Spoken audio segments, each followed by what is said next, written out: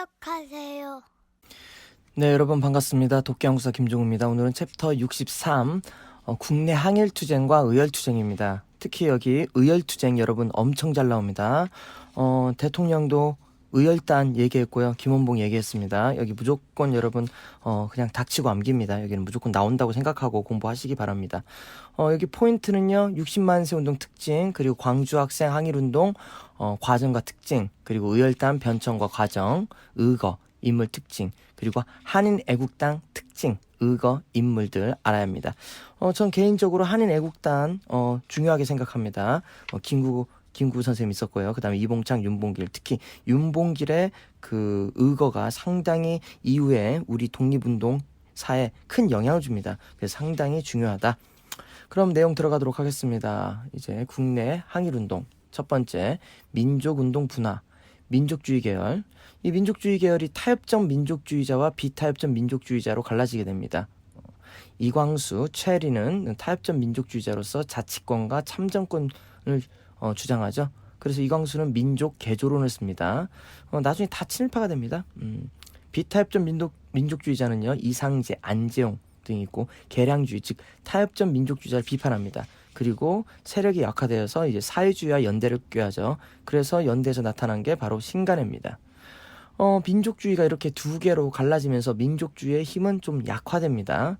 그리고 사회주의 계열은 노동자, 농민의 생존권 투쟁입니다. 청년, 학생, 여성 운동을 주도했고요. 그리고 조선공산당이 25년에 창당됩니다. 그리고 조선공산당을 없애기 위해서 일본이 치안유지법으로 이걸 탄압합니다. 그리고 결국에는 공산당이 이제 해체되게 되죠. 이광수에 대해서 한번 보면요. 동경3제입니다. 동경에 유학간 3명의 천재, 이광수, 최남선, 홍명희. 그 중에서 홍명희 제외하고 2명은 친일합니다. 임시정부 독립신문 주필이었습니다. 처음엔 독립운동 했어. 그리고 귀국 후 최초 근대 소설인 무정을 매일신보, 친일신문인 매일신문에 기재합니다. 그리고 민족개조론, 그렇죠. 민족개조론 22년, 그렇죠. 민족개조론 쓰고요. 그 다음 민족적 경륜 24년에. 근데 나중에 이제 친일로 변질됩니다. 이 무정이 17년이고 독립운동 그 독립신문 주필은 그 다음에 했습니다. 이거 순서가 필기노트 순서가 이렇게 있는데 약간 순서가 바뀌어야 할 것 같네요. 일본에서 귀국한 다음 무정을 쓰고요. 그 다음에 임성부 가서 독립운동 이 독립신문 주필을 했다가 다시 돌아옵니다. 다시 돌아와서 22년에 이제 민족 개조론 쓰면서 민족적 경륜 쓰면서 친일로 변질한다. 오케이, 됐습니다. 그러면 이제 무장항일투쟁 보도록 하죠. 천마산대 1919년에서 20년입니다. 보합단 1920년, 구월산대 1920년 일제 탄압으로 만주 독립군으로 합류합니다. 대한통일부. 이 마지막 의병을 봐야 합니다. 여러분, 마지막 의병이 1915년에 체포된 최응원입니다. 그리고 1926년 60만 세 운동이 나타납니다. 지금 과정을 잘 보세요, 여러분. 민족주의자들은 갈라져 있고, 그 다음 사회주의자들은 나왔는데, 치안유지부로 탄압받는 그 상황입니다. 그리고 60만 세 운동, 식민지 교육 반발로 인해서 일어난 건데, 순종 인산일입니다. 고종 인산일 일어난 게 3.1운동, 순종 인산일, 즉 장례식 날 일어난 게 60만 세 운동. 당연히 순종 장례식 때 준비했겠죠, 일본이? 그래서 이게 사전에 검거됩니다. 그래서 시위가 크지 않아요. 작습니다. 창덕궁 도남문에서 만세 시위합니다. 서울에 한정됐다는 겁니다. 사회주의들이 이거 주도합니다. 사회주의가 또 확산하는 계기가 되고요. 전개 공산당과 천도교 계열이 반일운동 계획합니다. 하지만 사전에 발각돼요. 그래서 학생 주도의 이제 만세 운동으로 변합니다. 원래는 다 같이 하려고 했는데 이게 잡혀가지고 학생들만 주도하게 된 거예요. 어쩔 수 없이. 그래서 종로 창덕궁 도남문에서 만세 시위합니다. 그렇기 때문에 이게 조직체가 없는 거예요. 학생들이 주도하니까. 그래서 전국으로 퍼지지 못합니다. 그래서 서울에 한정돼요. 학생 세력이 구심체로 등장했다. 민족주의와 사회주의 갈등의 극복이 계기가 된다. 그러니까 사회주의하고 민족주의하고 이때 만나서 한번 해보는 거예요. 그래서 이제 신간회가 나타날 수 있었다는 거죠. 여러분, 안 만나면 어떻게 할 수가 없잖아요. 소개팅을 해야지 여자를 만나든가 할 거 아닙니까? 그래서 사귈 수가 있죠. 데이트를 해야지 결혼할 거 아닙니까? 민족주의하고 사회주의가 안 만나면 이게 합작이 안 되죠.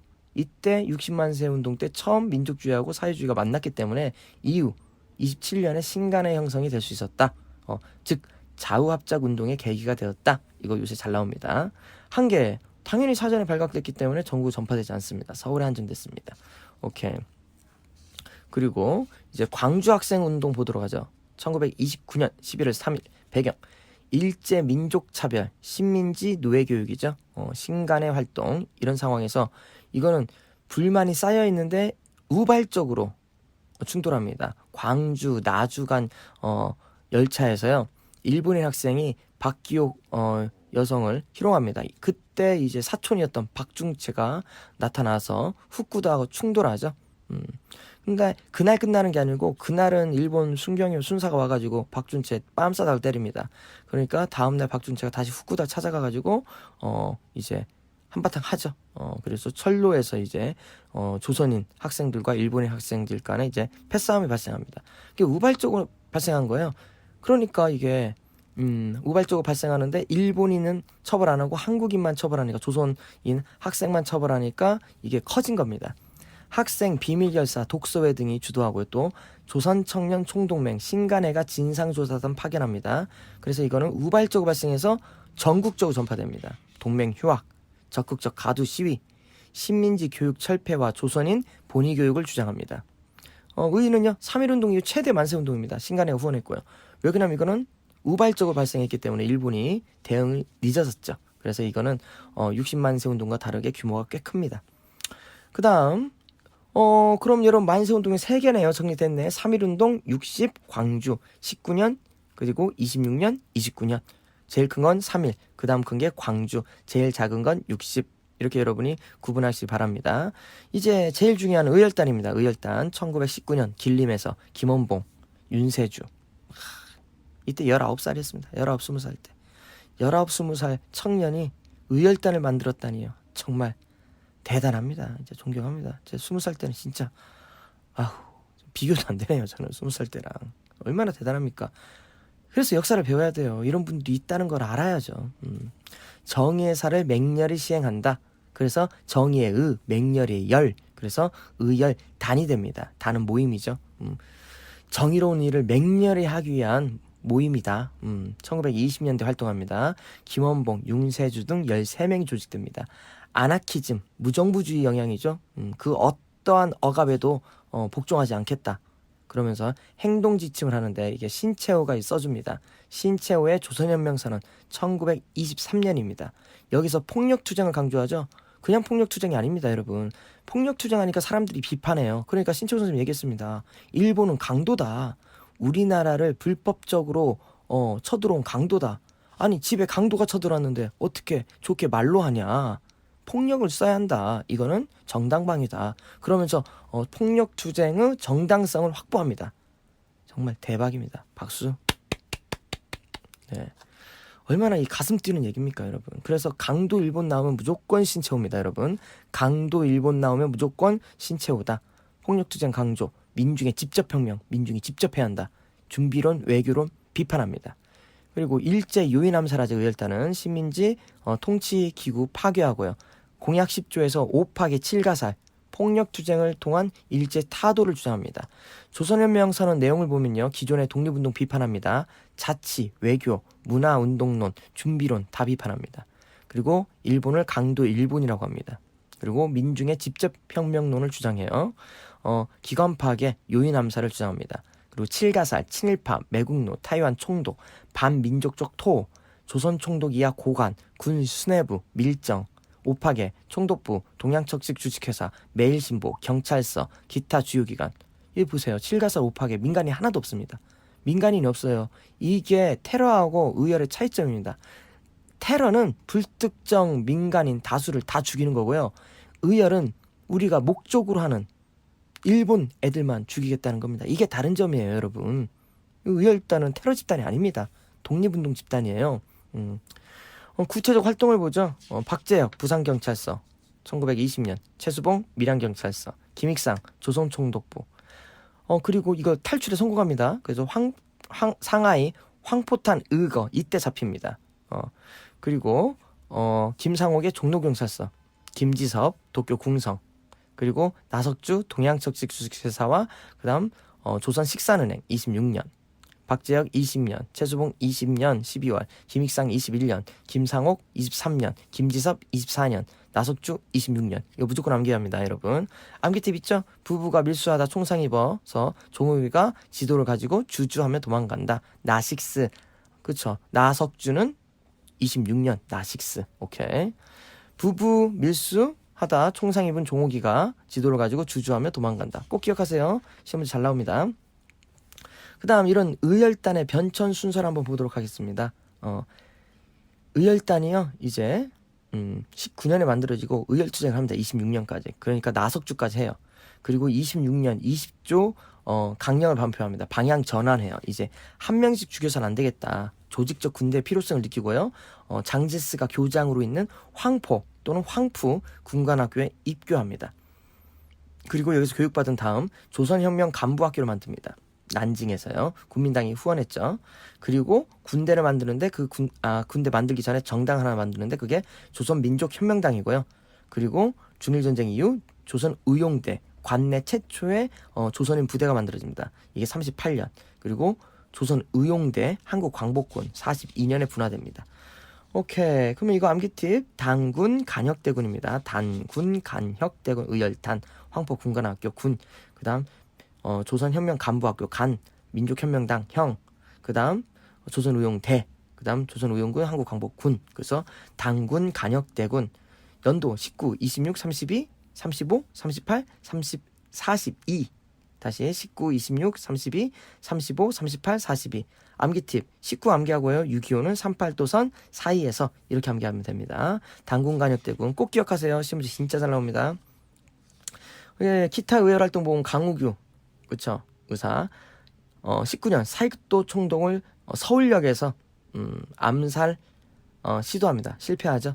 강우규 의사의 지금 동상은 서울역에 있습니다. 밖에 나오면요. 박열 일본에서 국왕 암살 시도하죠. 23년 조명화 타이완에서 일본 장인을 칼로 찔러 죽입니다.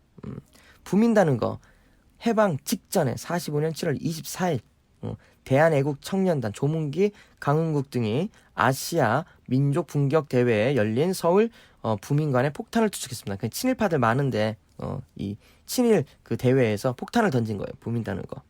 이건 의열단과는 관련 없습니다. 의열단은 여러분 부부 밀수 총상 입은 종욱이가 지도 가지고 주저한다. 그거 하고요. 그다음 당군 간혁대군만 기억해도 충분히 문제 풀 수 있습니다. 근데 연도까지 다 암기해야지 문제 풀어요, 여러분. 그리고 한인애국당 1931년 김구입니다. 만주사변이 31년에 터져요.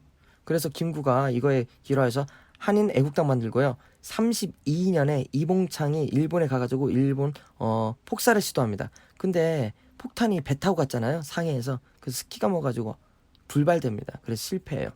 그리고 이 실패를 중국 신문이 실패했다고 아쉬움을 표해. 그래서 일본이 난리 납니다. 반발해가지고 일본이 상하이를 쳐들어가요. 이게 32년 상하이 사변. 여기서 일본이 상하이를 점령합니다. 그러니까 1932년 윤봉길이 홍코우 공원에서 폭탄 투척합니다. 일본인 그 승전 기념하는 축제장에서요 폭탄을 던집니다. 유명한 물병 폭탄입니다. 도시락 폭탄은 여러분 자기가 자살용 갖고 갔고요. 던진 거는 물병 폭탄입니다. 여기서 일본군 장교, 그다음 뭐 고관, 외교관, 거루진 민단 대표 이렇게 죽습니다. 엄청난 의거죠. 엄청 성공합니다. 그래서 이거에 대해서 장제스가 감동을 받죠. 그 영향 보도록 하죠. 상하이 사변에 대한 응징이었고 임성부 위상이 올라가고 누가 있냐 했더니 임성부 했으니까 유명해지죠. 그리고 장제스가 임성부 지원을 약속합니다.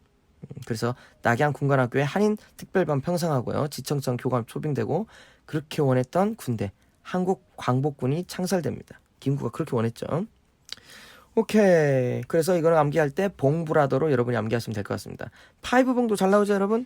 원봉, 김원봉, 두봉, 김두봉, 세봉, 양세봉. 그쵸? 봉, 원, 투, 쓰리. 그 다음에 이봉창, 윤봉길, 봉브라더. 이렇게 여러분이 암기하시면 됩니다. 이 파이브봉도 잘 나오니까 여러분 잘 보셔야 돼요. 됐습니다, 여러분. 그럼 여기까지 하면 우리가 챕터 63까지 했습니다. 이제 다음 시간에 64 항일 무장투쟁 정말 중요하죠? 그 파트 진행하도록 하겠습니다. 여러분 수고하셨습니다.